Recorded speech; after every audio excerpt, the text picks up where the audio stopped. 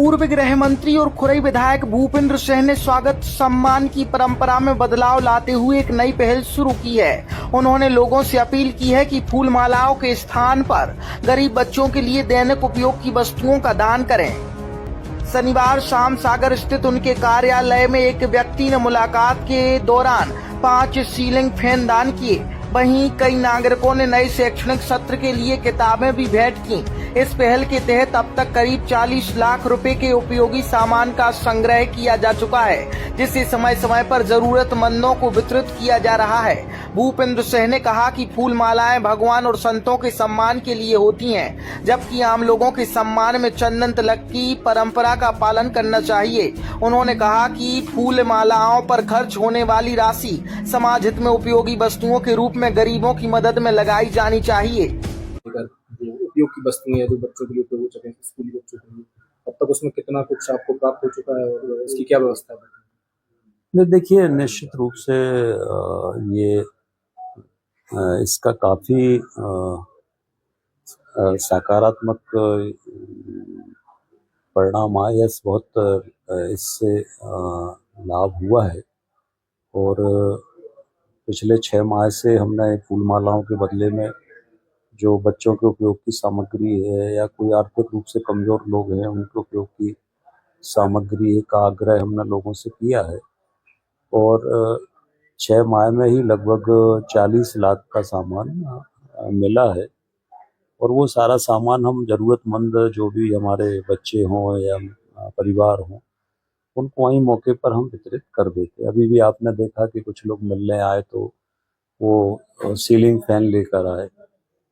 कल भी जब हम खुरई गए थे तो कई जगह लोगों ने सीलिंग फैन, कुछ मच्छरदानी, कुछ ऐसे तो जो उपयोग की चीज़ें वो कल भी लोगों ने दी थी।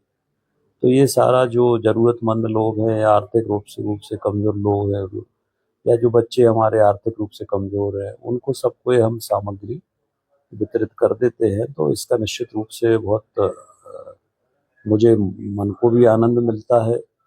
और वो जो पैसा मालाओं में चला जाता था वो पैसे का उपयोग अब लोगों के काम में आ रहा है, तो वो एक सेवा के रूप में उपयोग उसका हो रहा है।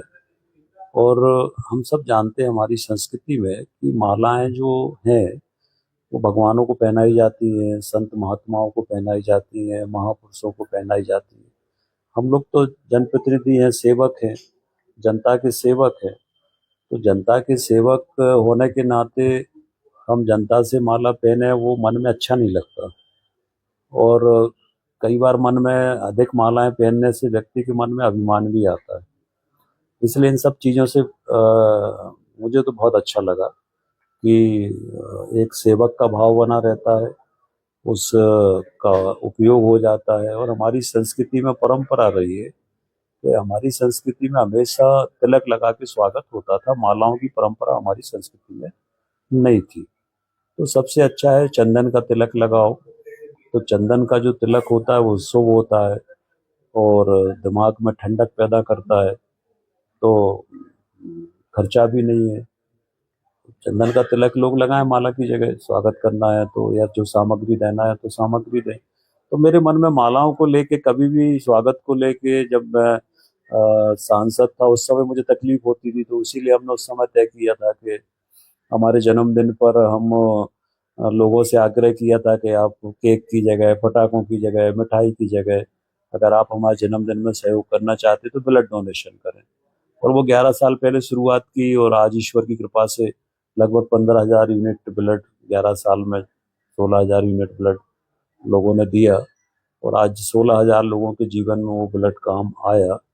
तो ये भी उसी मन में, उसी प्रेरणा से, उसी भाव से वो प्रेरणा मन में आई थी।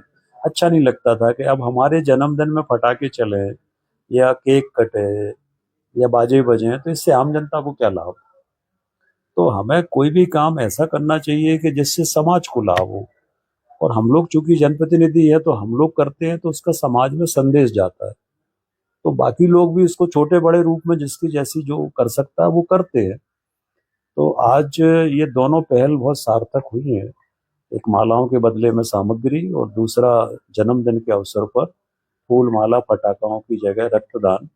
ये दोनों से मुझे जीवन में बहुत आनंद मिला है। जीवन में जो दुनिया की सारी संपत्ति भी मिल जाती तो मुझे वो आनंद नहीं मिलता, वो मन को वो शांति या ऊर्जा या आत्मा को नहीं मिलती जो इस सब चीज़ों से मिलती है। अब जब मैं सुनता हूँ किसी को ब्लड देते हैं तो वो कहता है कि भूपेन भैया के यहाँ फ़ोन किया, मुझे ब्लड मिल गया, तो मन को कितना अच्छा लगता है। कोई किसी व्यक्ति के जीवन में हम काम आ जाएं तो बाकी किसके साथ जाना क्या है, किसी के साथ ये धन दौलत पैसा किसी के साथ नहीं जाना है।